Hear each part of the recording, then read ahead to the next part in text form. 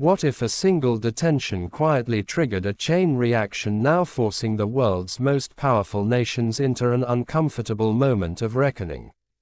Over the past few days, a diplomatic warning delivered by China has drawn intense attention from Washington, Moscow, and several other major capitals. Not because of one arrest, but because of what that arrest represents beneath the surface. This is not a declaration of war. It is not a confirmed global crisis. But it is a situation where economic power, energy security, and political influence have suddenly collided. And to understand why this matters, we need to step back and look at what actually happened. The detention that started everything. According to publicly reported developments, Venezuelan authorities recently detained a senior Chinese energy representative operating inside the country. The official explanation framed the move as part of a security-related investigation. But analysts say the individual involved was far more than a routine diplomat. He played a key role in managing Chinese energy investments across Latin America. These investments were not symbolic. They involved oil supply agreements, financing structures, and long-term infrastructure projects worth tens of billions of dollars. This was not an arrest that affected only one person. It directly touched the economic backbone linking Venezuela, China, and multiple international partners.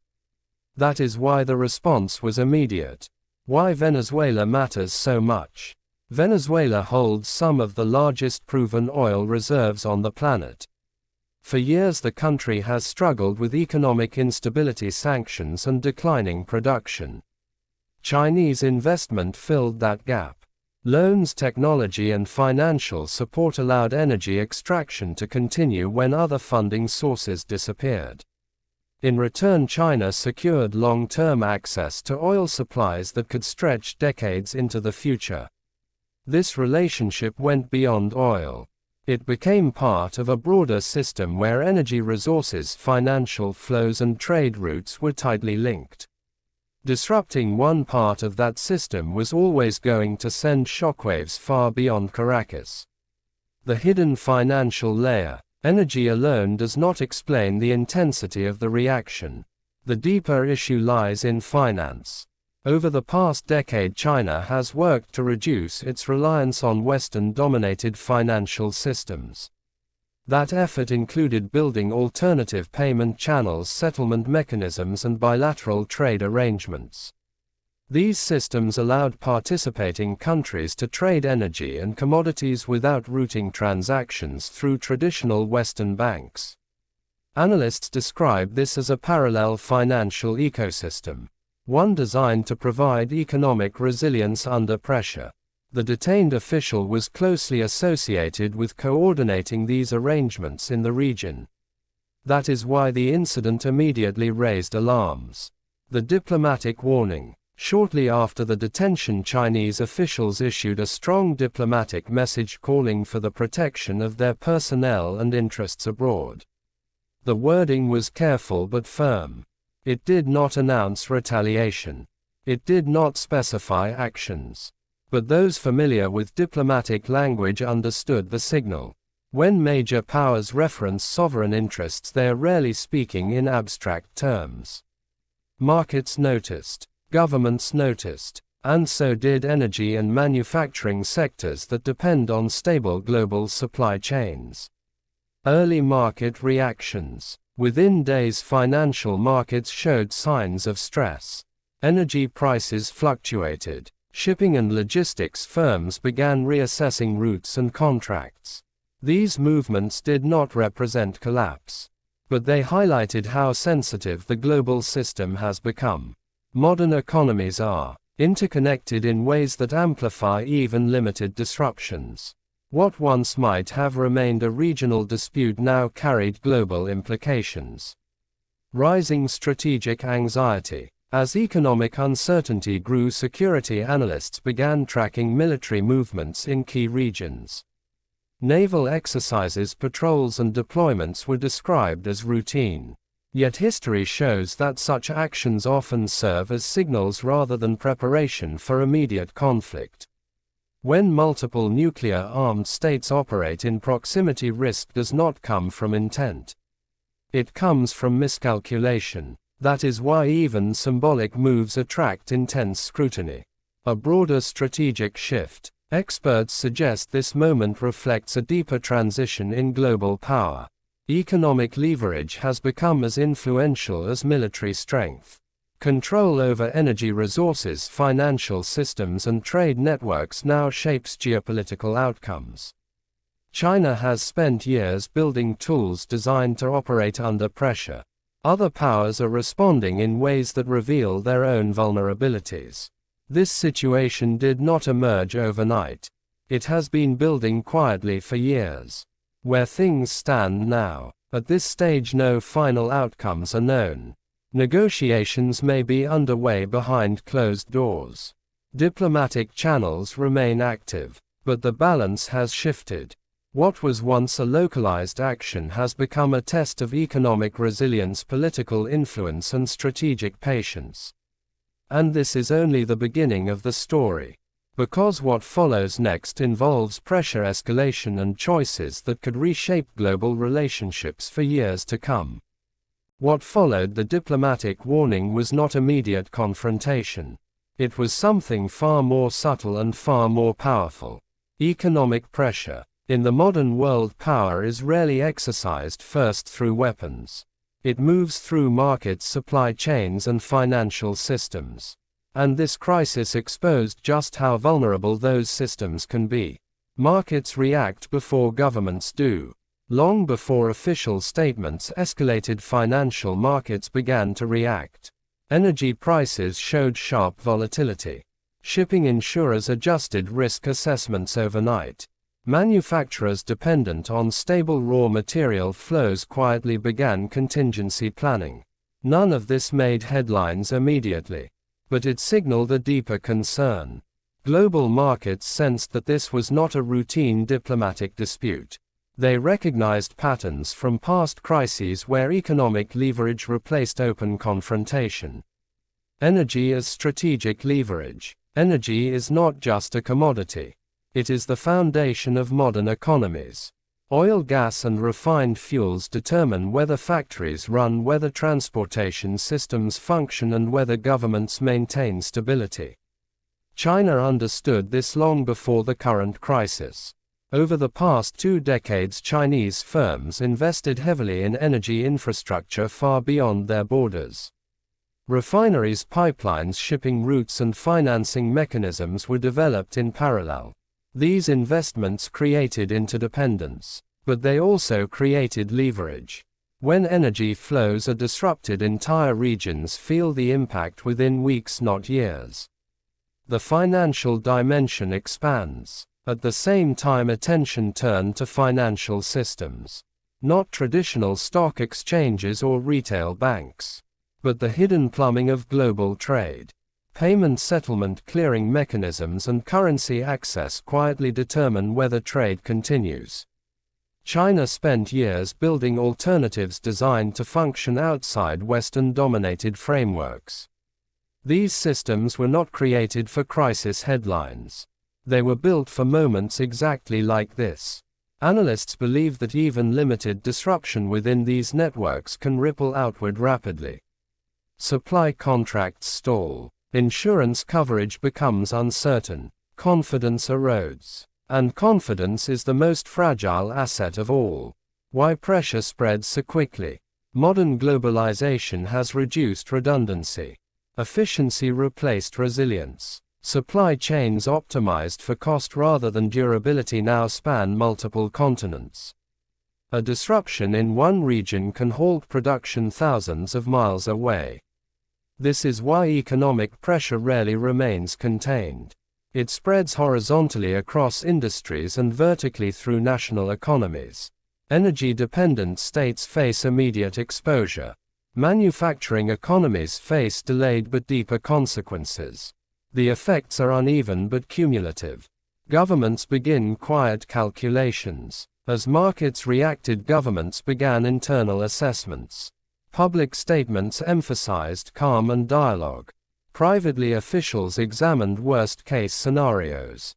What if energy supplies tightened further? What if financial access narrowed?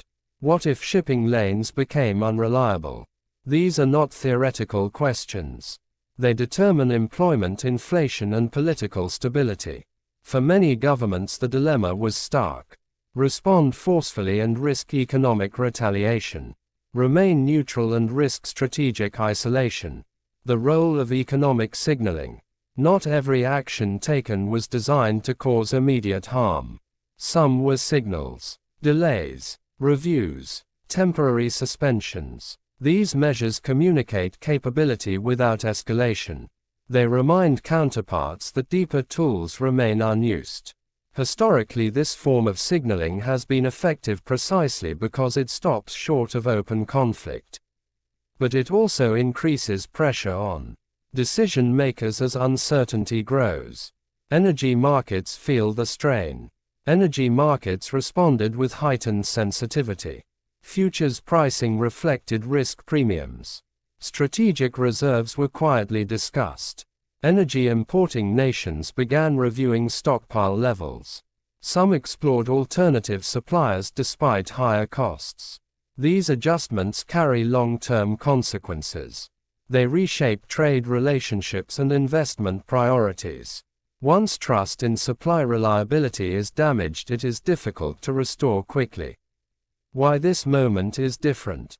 Analysts argue that this situation differs from previous energy disputes, not because of scale alone, but because of systemic reach. Energy finance, shipping, and payments are now intertwined more tightly than ever. Pressure applied in one domain amplifies effects in others. This interconnectedness magnifies leverage, but it also magnifies risk. The escalation dilemma. As economic pressure mounts, leaders face narrowing options. Backing down carries political cost. Escalating carries systemic risk. Neither choice offers an easy resolution. This is how economic disputes drift toward broader confrontation even without intent. No one actor controls the full chain of consequences. Where we are now, at this stage, the world has not entered open economic warfare. But it is operating closer to that threshold than many realize. Markets remain volatile. Supply chains remain alert. Governments remain cautious. The next phase depends on decisions made behind closed doors. Because beyond economic pressure lies another dimension that cannot be ignored. Military signaling. And that is where the risks grow far more dangerous. As economic pressure intensified, attention began shifting toward another domain. One that carries far greater risk. Military signaling. Not open conflict. Not declarations of war. But movements, messages, and positioning designed to be seen. When economics meets security, history shows that economic confrontation rarely exists in isolation. When pressure builds, states begin preparing for worst-case scenarios. That preparation often appears first through military activity. Exercises, patrols, and deployments are described as routine. Yet timing matters. Context matters. In moments of heightened tension, even routine actions take on new meaning. Signals without shots. Naval movements increased in strategically sensitive regions.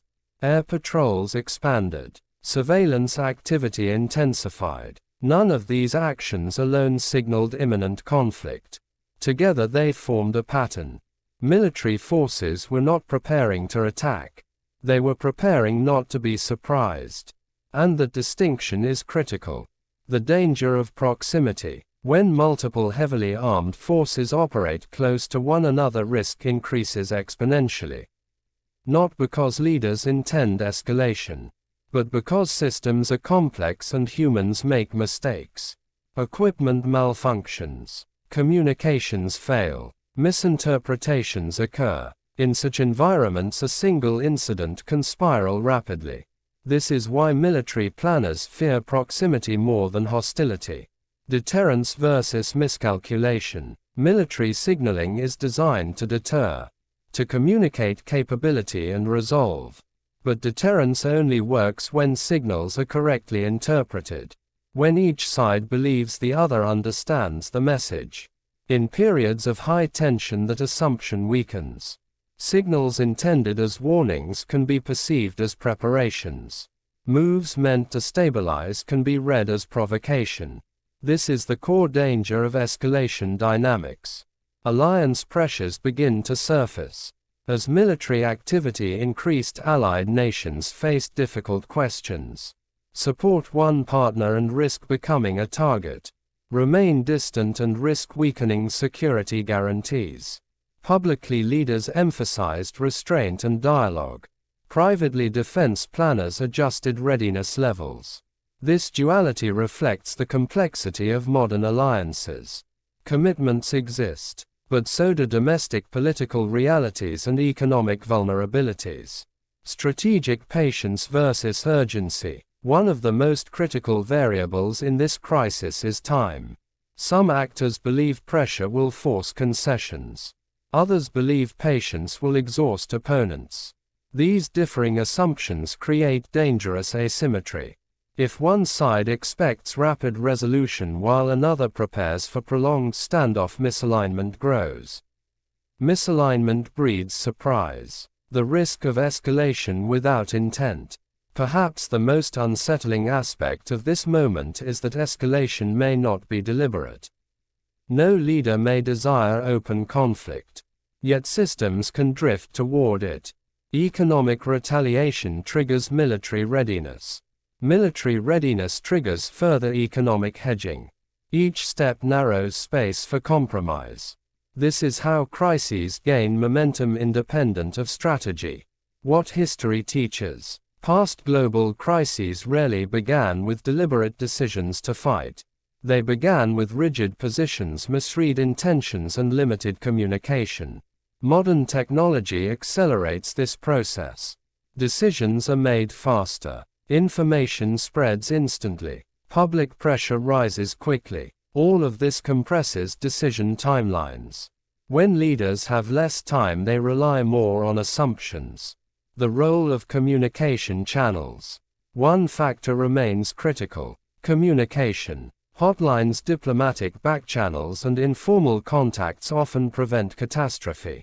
They allow clarification before misinterpretation hardens into response. Maintaining these channels is not weakness.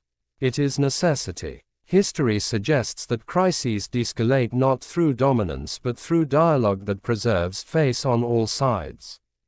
The broader global implication. This crisis is not only about one detention or one region. It reflects a larger transformation in the global system. Power is becoming more distributed. Economic tools are replacing military ones as first responses. Energy and finance now shape security outcomes. These shifts increase complexity. They also increase uncertainty. Where the world stands now. At this moment, the situation remains fluid. No irreversible decisions have been made. No conflict is inevitable. But the margin for error is narrowing. Markets remain alert. Militaries remain vigilant. Diplomats remain active. This combination reflects both danger and opportunity. The path forward. The future depends on restraint, clarity, and patience. Escalation benefits no one. Misjudgment benefits no one. Stability will require acknowledging interdependence rather than denying it. The lesson of this moment is not about fear. It is about awareness. Understanding how economic power, military signaling, and political pride interact is essential to avoiding catastrophe. Closing reflection. History often turns on moments that feel ambiguous in real time. This may be one of them. Whether it becomes a footnote or a turning point depends on decisions still unfolding. For now, the world watches. Not because outcomes are predetermined, but because choices still matter. And in moments like this, restraint can be the most powerful force of all.